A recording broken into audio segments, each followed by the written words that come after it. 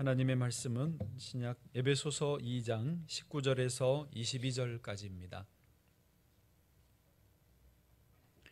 하나님의 말씀을 함께 봉독하겠습니다. 그러므로 이제부터 너희는 외인도 아니요 나그네도 아니요 오직 성도들과 동일한 시민이요 하나님의 권속이라. 너희는 사도들과 선지자들의 터 위에 세우심을 입은 자라. 그리스도 예수께서 친히 모퉁이 돌이 되셨느니라. 그의 안에서 건물마다 서로 연결하여 주 안에서 성전이 되어가고 너희도 성령 안에서 하나님이 거하실 초소가 되기 위하여 그리스도 예수 안에서 함께 지어져 가느니라. 아멘. 하나님의 말씀입니다.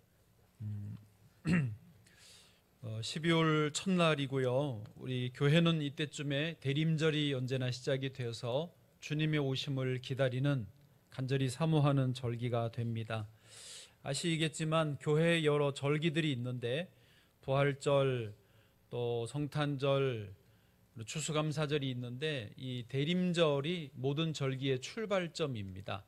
예수님의 오심을 기다림부터 해서 성탄절로, 또 순환주간, 부활절로, 추수감사절로 이렇게 나아가는 절기입니다.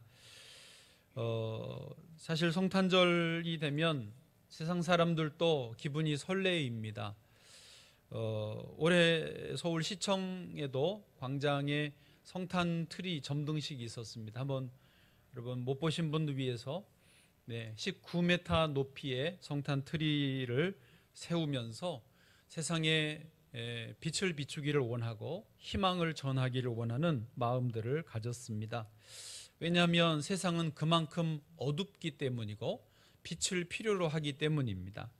그러나 세상에는 빛이 없습니다. 세상에서는 희망이 없습니다. 오직 하늘에서 오신 예수님으로만 빛이 비춰질 수 있고 희망을 찾을 수 있기 때문에 우리는 성탄절이 그렇게 좋은 것입니다. 여러분 아시죠? 이번에 삼성 또 롯데에서 아주 그 파격적인 인사 이동이 있었다라고 뉴스에 나왔습니다.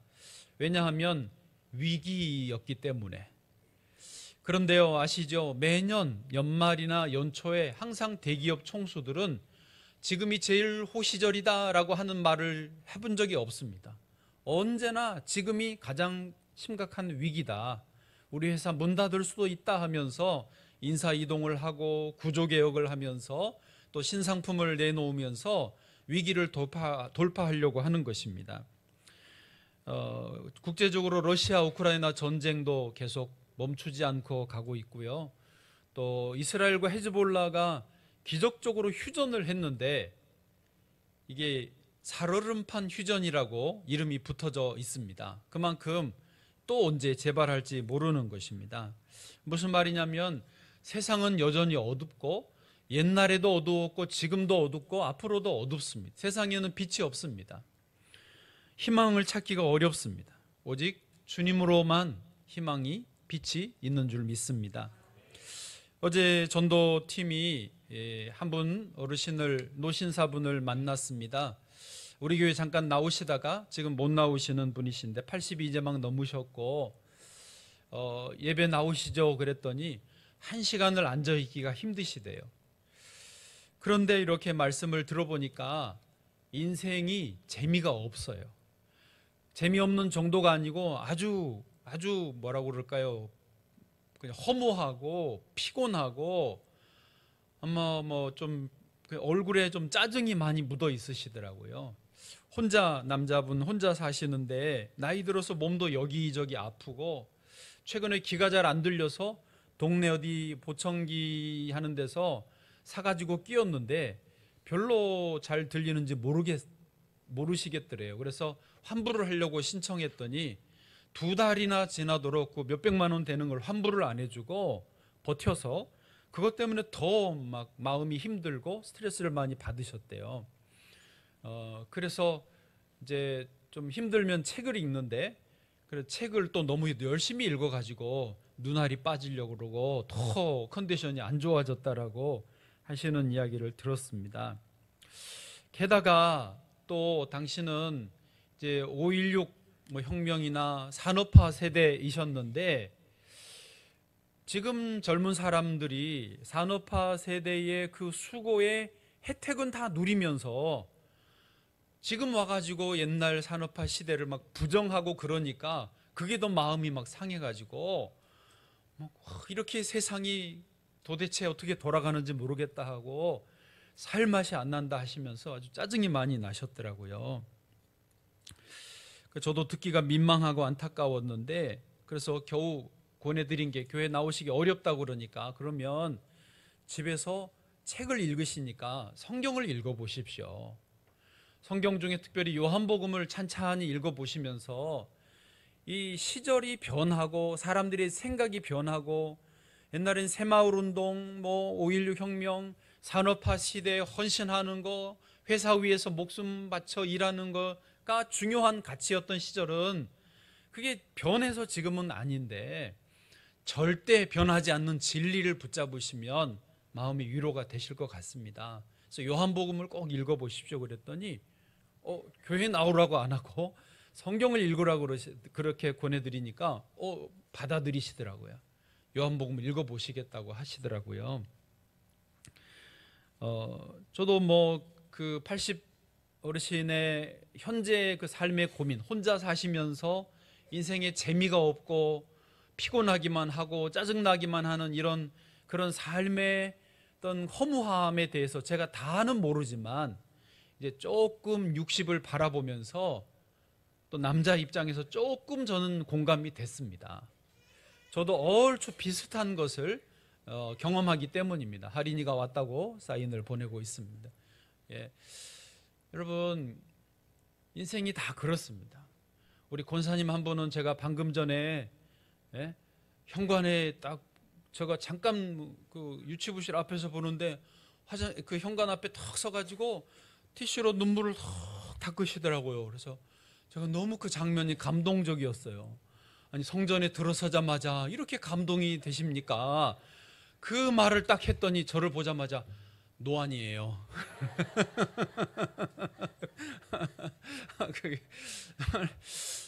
참 반전이었습니다. 나이가 들면, 맞아요. 기침, 침 삼키려다가 살에 들려서 예배 시간 내내 기침하시는 분도 있고, 마음대로 안 되는 게 몸의 건강이고, 해왔던 일들에 대한 평가도 그렇게 부정적이 되고, 사랑하고 했던 그런 사람들, 자식들 다 자기 살 길로 가고, 없어요. 세상에는 희망이 없습니다. 빛으로 오신 예수님 밖에는 없는 줄로 믿습니다. 그래서요, 오히려 세상에 절망할 때가 하나님을 만날 수 있는 기회입니다. 세상이 너무 어둡구나, 너무 칠흑 같구나, 희망이 없구나 할 때에 참 빛이신 예수님을 만나실 수 있는 기회인 줄로 믿습니다.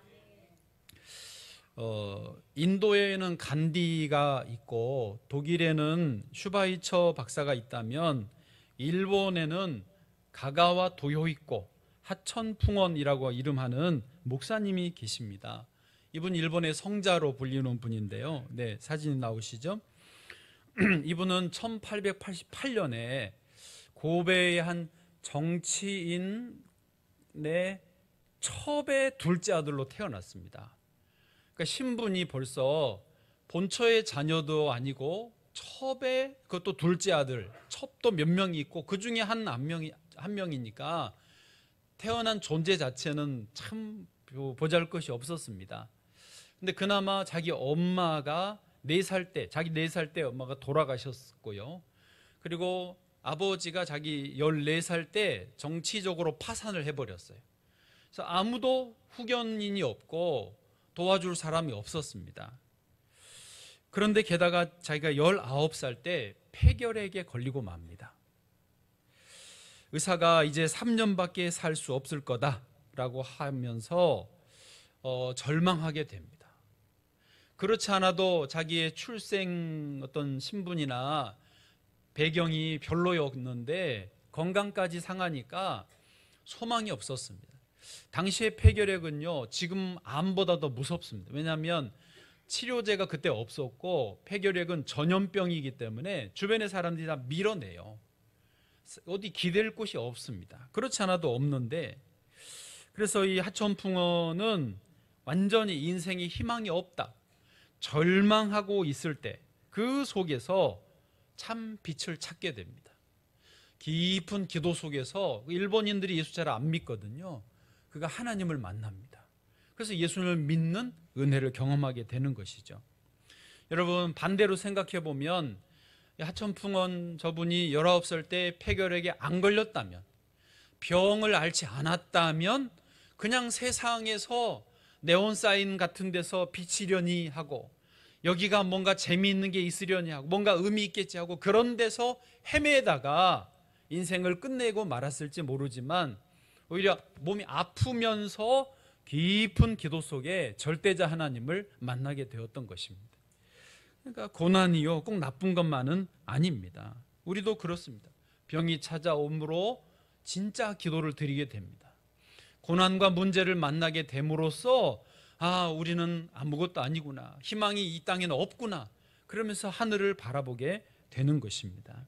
그때 참빛을 발견하는 것이죠. 네온사인에서 왔다 갔다 하는 인생보다 훨씬 더 가치 있는, 아름다운, 오히려 뭐를 아는 그런 인생을 하루하루 살아갈 수 있게 되어지는 것입니다. 그런 의미에서요, 여러분, 교회는 희망의 공동체입니다. 예수 그리스도가 주인 되시는, 머리 되시는 교회만이 이 세상에 희망을 비춰주는 공동체인 줄로 믿습니다. 성탄절에 왜 불을 밝힙니까? 여러분, 우리 기도도 해주셨지만은 우리에게는 빛이 없기 때문입니다. 하늘의 빛이 필요해서, 구원자 예수님이 오셔서 우리를 붙잡아 주셔야만 하기 때문에 주여 오시옵소서, 성령이여 이곳에 임하시옵소서 찬양하고 기다리고 기도하는 것입니다. 오늘 대림절 첫째 주일 예배가 주님을 기다리는 귀한 예배 되시기를 바랍니다. 자, 첫 번째로 소제목으로 이제 희망의 공동체가 되는 이유가 있습니다. 우리가 하나님의 가족이 되었기 때문입니다. 한번 해보세요. 우리는 하나님의 가족입니다. 아멘.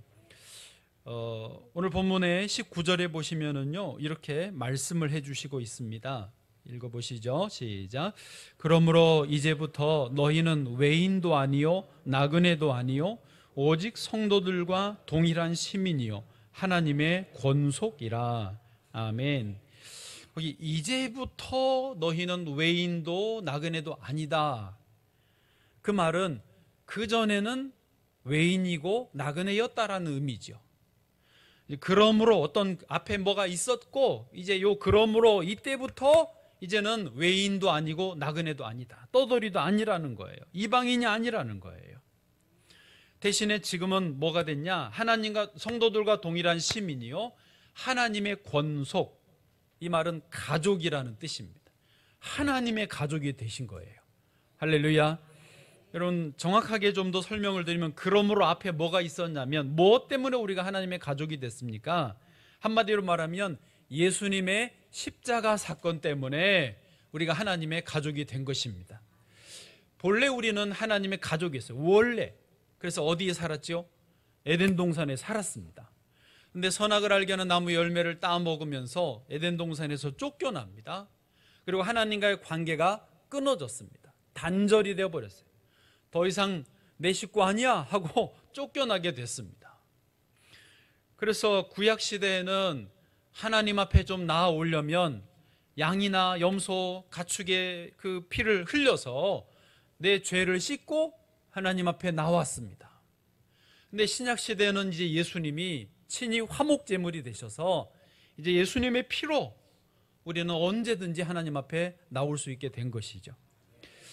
그래서요, 이제 그것을 말하는 게 앞에 18절까지 있었던 내용이에요. 그래서 예수님의 화목제물을 믿는 사람들은 그러므로 이제부터 너희는 외인도 아니고 나그네도 아니고 하나님의 권속, 하나님의 가족이 되었다라고 하는 것이죠. 그래서요, 우리는 이제 예수님의 이 피로 맺어진 하나님의 가족이에요. 가족은 부모님이 있고 자녀가 있고 형제 자매들이 있지 않습니까? 이모 삼촌 조카도 있듯이. 그래서 우리의 아버지는 하나님 아버지이시고, 예수님은 우리의 누구요? 큰오빠, 큰형님입니다. 예수님이 우리의 믿음의 길을 이렇게 하는 거야 라고 먼저 보여주셨고, 십자가에 돌아가신 후에 3일 만에 부활하셨습니다. 그래서 우리도 예수님 따라서 죽고 부활하는 것이죠. 그래서 예수님이 우리의 누구다? 큰오빠. 네. 이렇게 표현하는, 형님이라고는 하지만 첫 열매 되시기 때문에 맞습니다. 그리고 성령님은요, 우리를 주의 사랑으로 하나로 이렇게 묶어주시는 분이시죠. 그리고 서로 옆에 있는 분은 형제여 자매입니다. 그래서 주 안에서 언니이고, 주 안에서 형님이고, 주 안에서 동생이고 자매이고 합니다. 그래서 다시 말해서 교회는 하나님의 가족입니다. 우리는 서로 가족이에요. 가족 같은 교회 맞아요? 틀려요? 틀리다고 그랬죠? 예, 정확하게 그냥 가족이에요. 가족 같은 아니고 그냥 가족입니다. 아멘. 1부 때 하린이가 1학년인가요? 초등학교 1학년인가 1학년인가. 근데 전도사님 집에 어제 가서 자고 화성까지 가가지고 자고 새벽에 일부 예배에 나왔더라고. 깜짝 놀랐습니다. 그래서 재밌었냐, 잘 자냐 그랬더니 잘 잤대요. 다음 주도 갈 거냐 그랬더니 갈 것 같이 대답은 했습니다. 네, 그렇게 가족이니까 전도사님 집에 가 자고 오고 그러는 거죠. 예수님도 제자들을 한솥밥 먹고 주무시고 다니고 늘 같이 생활하셨습니다. 사실은 교회는요, 같이 거의 원래는 공동체 생활을 하던 곳이었습니다. 그러나 이제 우리가 현재 다 그럴 수는 없지만 어쨌든 가족이라는 것은요, 변하지 않습니다. 대한민국의 1인 가구가 40%가 됐습니다. 그래서 음식도 마트에서 1인용으로 많이 팔고, 또 가구들도 가전제품도 1인용으로 많이 팝니다. 혼자 사는 게 편하고 좋은가 봐요. 그러신가요? 뭐 어쩔 수 없이 혼자 사는 분도 있지만 사실 사람은 혼자 못 삽니다. 방은 혼자 써도 같이 어울려 살게 되어 있으면, 한문도 사람 인자가 이렇게 돼 있지 않습니까? 사회적으로 함께 어울려야 되는 것이 인간 존재입니다. 그런 의미에서 1인 가구가 늘어나는 현대에 교회 공동체는 더 중요한 비중이 생겼습니다. 더 책임과 역할을 감당해야 되는 것입니다. 이 시대의 교회가 희망의 공동체가 되어야 될 줄로 믿습니다. 그런 의미에서 어제 교회에서 김장을 잘 마쳤는데요, 제가 조금 더 들여다봤습니다. 전에 안 갔게. 김장을 하려면 벌써 몇 주 전부터 고춧가루 사다 놓고, 또 이거 어디서 배추 사냐, 어디가 싸냐 수소문하고, 저희는 그 화성에서 밭으로 이렇게 포기를 사 주셔가지고 그거가 실어 오고 뽑아가지고 오시고, 또 다듬고, 또 부족하면 또 사고, 이 여성교회 언니들이 목요일 날인가요? 오셔서 또 미리 좀 다듬어주고 가시고, 어제 그제 금요일은 또 절이고, 잘라서 다 씻어가지고 절이고, 밤에 금요기도회 끝나고 10시에 내려가가지고 한 11시 반까지 또 다 뒤집고, 어제 아침 또 9시부터 모여서 막 이제 버무리는 거예요. 이야, 이게 보통 손이 많이 가는 게 아니더라고요. 그래서 어떤 교회는 아예 김장 안 하고 사 먹는데, 종갓집, 처갓집 사 먹는데요, 따지고 보면 사 먹는 게 더 싸대요. 왜냐하면 그거 뭐 또 사 와야지 나중에 보쌈, 어제 보쌈 싸 먹잖아요. 그 고기값 저러고 어쩌고 저쩌고 하면은 그냥 사 먹는 게 싸대요. 커피값까지 다 하면은. 그런데 저는 개인적으로 주님 오실 때까지 김장 교회는 해 먹으면 좋을 것 같아요. 죄송해요. 왜냐? 집이니까, 가족이니까 돈이 더 들고 수고롭고 더 피곤하긴 하지만은 저는 좋더라고. 거기서 막 뭐 가져와라 어쩌라 그러고 하면서 또 깔깔깔 웃고, 또 이 찢어 주시는 거예요. 그 어제 제가 찢어 준 거 4번이나 먹었어요. 동영상 갖고 올려놓으셨던데 얼마나 맛있던지요. 이번에 배추는 또 두툼하진 않은데 맛이 잘 들었어요. 오늘 김치 주나요? 점심 드셔보세요. 기가 막히게 맛있어요. 원 배추도 맛있고 양념도 너무 잘해가지고 사랑으로 버무려 나가지고 너무너무 좋아요. 그러니까 집에서 그렇게 하는 게 좋잖아요. 예. 주님 오실 때까지 김장하면 좋겠어요. 여러분, 가족이 꼭 뭐 효율성만 따집니까? 부모님이 아프시면은 새벽이나 밤이나 쫓아가잖아요. 자녀들이 별로 해준 것도 없는데 먹여주고 재워주고 입혀주고 공부한다 그러면은 돈 뼈 빠지게 벌어서 대주고, 힘들다 그러면 또 찾아가고, 손주 나면 또 가서 봐주고. 예, 그게 부모 가족이잖아요. 가족.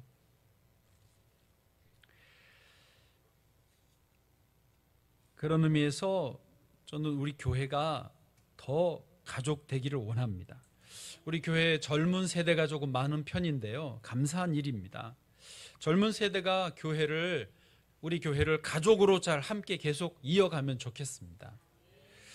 주일에는 꼭 밥을 먹고 가시고, 그다음에 우리 자기 목장이 식사 당번이면은 우리 남자 성도님들도 하시잖아요. 우리 청년들도 저는 하기를 원해요. 젊은 우리 엄마들, 목장들도 꼭 식당 당번을 해주시면 좋겠어요. 서툴어도 잘 못해도 아침마 들어오고 주방에 탁 서 있으면요, 뭔가 가족 같은 느낌이 들어요. 주인 의식이, 주방에 가야 주인 의식이 생긴다니까요. 그래서 주방에 베테랑 권사님들이나 집사님 잘하시는 분들은 남자들이나 청년들이나 젊은 엄마들이 서툴고 그러면은 나무라지 마세요. 하는 게 어딘데 그걸 나무라요. 잘한다 그러고 아우 잘한다 칭찬해주고 막 도와주세요. 그래야 더 재밌게 하고. 그래서 교회가 가족이 돼야 되는 거예요. 할렐루야. 청년들도 꼭 주방 봉사하시기를 바랍니다. 아멘. 그리고 토요일날 청소도 합니다. 여러분, 토요일날 청소는 제가 이런 말을 안 하는데, 집 청소하시듯이 한 달에 한 번이라도 나와서 토요일 청소 잠깐 하고 가세요. 토요일 청소하면 맛있는 밥을 줍니다. 아멘. 주일밥보다 토요일밥이 더 맛있어요. 여러분, 주일날 와서 예배 드리고 식사하고 가시는 것도 너무 귀하지만 내가 가족이 되어지시는 거예요. 뒤에 그런 이야기 더 나오겠지만 그를 손해본다라고 생각하시면 안 돼요. 청소하고 같이 어울러 밥 먹고 또 차도 한잔 마시고 또 이야기도 듣고 들어주고 해주고 하면서 그렇게 가족이 되는 거예요. 이거는 밖에서 못하는 거예요. 동호회 다 다른 이유입니다.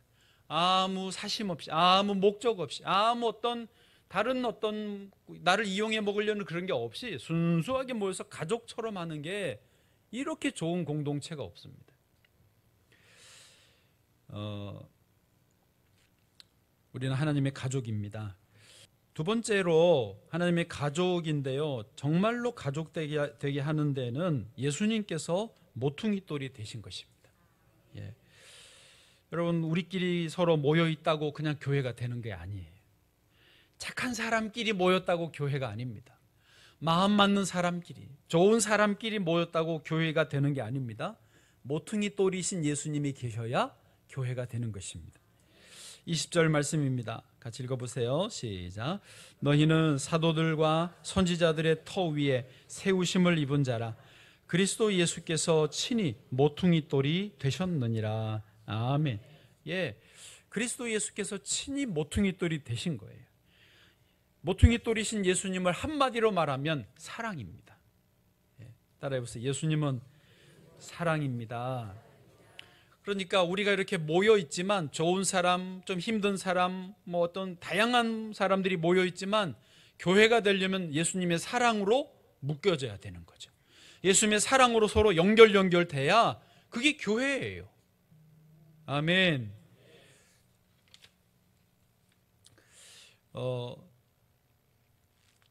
고향에 명절에 가는 이유가 뭐예요? 사람이 힘들고 지치면 고향으로 잠깐 내려가 쉬는 게 뭐예요? 거기 엄마가 있기 때문이에요. 명절에 차가 밀려도 바빠도 고향에 가는 거는 엄마의 사랑 때문에 거기를 찾아가는 거예요. 엄마 돌아가시면 고향에 가요, 안 가요? 갈 이유가 없어요. 그 사랑이 없으니까, 친정엄마가 없으니까. 교회가 교회되는 이유는 예수님의 사랑 때문입니다. 아멘. 여러분, 오늘 전 찬양이 1부도 그렇고 2부도 그렇고 주님의 오심을 기다리는 주님 때문에 우리가 교회인 거예요. 예수님이 모퉁이 돌이신 거예요. 우리 본문의 그 다음 절 보실까? 21절에 제가 새벽에 21절 읽다가 눈물이 났습니다. 더 입체적으로 보여졌어요. 그의 안에서, 그리스도 모퉁이 돌이신 예수님 안에서 건물마다 서로 연결하여, 예수님 사랑으로 서로 연결되어서 주 안에서 성전이 되어가고. 이 말이 이해되십니까? 여러분, 우리가 다 하나님의 성전인데 서로 정말로 성전이 되어가는 것은요, 예수님의 사랑으로 연결될 때, 사랑하고 섬기고 사랑을 주고 받고 하면서 그 사랑이 오고 가고 하면서 성전이 되어지는 거예요.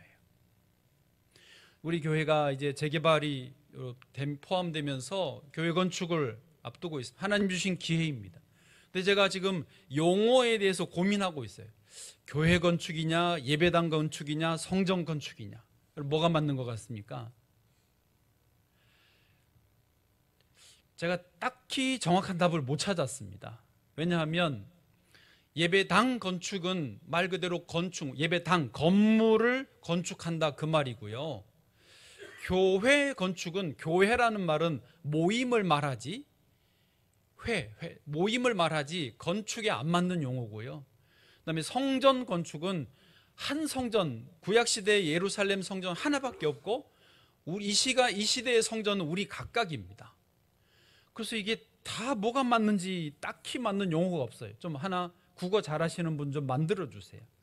제가 생각하는 건축은 뭐냐면, 건물도 건축을 해야 되고 동시에 그 건물에 맞는 우리의 믿음도, 주님에 대한 우리의 사랑도 함께 거기에 다 녹아 들어가야 건축이 완전하게 된다. 그러니까 보여지는 건물과 보이지 않는 건물이 같이 건축이 돼야 그게 제대로 된 건축이다라는 개념이 이제 들어왔어요.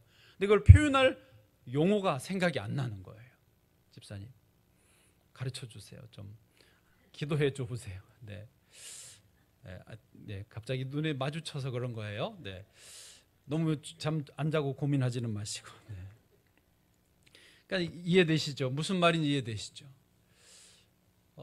결국 예수님이 모퉁이 돌이 제대로 되셔야 건물도 의미가 있고 그런 모임도 성전이 되어가는 거예요. 성전이 되어간다라는 의미가 그런 거더라고요. 사랑이 가고 오고 사랑으로 묶여져야 성전이 되어지는 거라는 거죠. 그냥 모여 있다고 성전이 아니라는 거죠. 건물 있다고 성전이 아니라는 거죠. 아까 앞에 말씀 예로 드렸던 일본의 성자 하천풍원 목사님이 그렇게 이제 폐결핵을 앓게 되면서 하나님을 만났어요. 절대자 하나님을 만났는데 문제는 뭐냐면 단일 교회가 없더래요. 왜요? 폐결핵 환자라고 다 밀어내니까. 위험해 멀리 하니까 교회 왔어도 앉아 있을 수가 없었대요. 그래서 다 나올 수밖에 없었는데 어떤 목사님 소문을 들었습니다. 나가노 막기라고 하는 목사님의 소문을 들었어요. 그 나가노 막기 목사님은 좋은 대학을 나오셨는데 하나님 음성 듣고 저 그 변두리에서 교회를 개척하셨어요. 그리고 한 달이 지나 천막을 세워놓고 교회를 하는데 2달이 지나 1년이 지나 3년 지나 5년 지나도 새 신자가 한 명도 안 오더래요. 그러니까 이제 이분이 거기에 찾아갔는데 어쨌든 이 나가노 목사님이 5년 동안이나 개척교회, 천막교회를 하는데 교인이 없는 거예요. 그래서 고민도 했대요. 여기가 아닌가요? 그랬더니 하나님이 여기다. 5년 동안 새 신자 한 명도 없이 늘 가족들하고만 예배를 드렸는데 어느 날 주일에 천막문을 확 제끼고는 한 청년이 들어와 앉더래요. 얼마나 놀랬겠습니까? 얼마나 반가웠겠습니까? 열심히 설교하고 끝나고는 우리 집으로 가시자고. 그래서 사모님더러 상을 같이 차려달라고 그래서 앉아가지고 식사를 합니다. 그런데 밥 먹던 이 청년이 욱 하더니 피를 쏟아내는 거예요. 밥상에다가. 이게 뭔가 폐결핵 환자잖아. 전염병이잖아. 그 순간에 목사님이 잠깐 좀 이게 아닌가 했는데, 그래도 하나님이 5년 만에 새 신자를 보내셨는데 뜻이 있으시겠지. 그리고 가서 조용히 행주를 가져와서 피를 다 닦아내고 그 상을 물리고 새로 다시 밥상을 차려와서 같이 식사를 하셨대요. 그랬더니 이제 그 청년이 이야기하는데, 아까 말한 그 하천풍원 가가와 도요 있고 청년인 거예요. 자기가 폐결핵에 걸렸는데 받아주는 교회가 없어서 목사님 소문 듣고 여기 왔습니다. 그러니까 목사님이 받아주신 거, 나가노 목사님 받아주셔서 몇 년 동안 여기서 신앙생활하고 교제하고 지도를 받고, 그리고 이 가가오 도요히코가 다시 신학교를 가게 됩니다. 목사님이 되어서 이제 이 가가오 도요히코 목사님이 어디로 들어가냐? 고베의 빈민굴에 들어갑니다. 가장 그때 가난한 사람들이 모인 곳에 가서 자기 있는 거 다 뭐 얼마 있지도 않지만 다 나누어 주고, 뭐 조금 뭐 먹을 게 생기면 다 나누어서 같이 먹었습니다. 여러분 그거 아세요?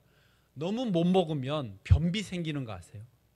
예, 이 장이 움직이지를 못하니까, 들어오질 않으니까 변비가 생겨서 사람들이 다 고생하는 거예요. 그러니까 이제 하천풍원 목사님이 그분들 다 너무 고생하니까 손으로 그거를 다 해결을 해주는 거예요. 근데 한 분은 유명한 이야기인데, 죄송합니다. 이분이 이게 똥을 못 싸서 곧 죽을 지경이에요. 그래서 아무리 손으로 해도 이게 안 되니까 이분이 혀로 그걸 다 녹여가지고 그걸 빼내준 거예요. 네, 저는 그렇게 못할 것 같아요. 네, 오죽하면 그랬겠습니까?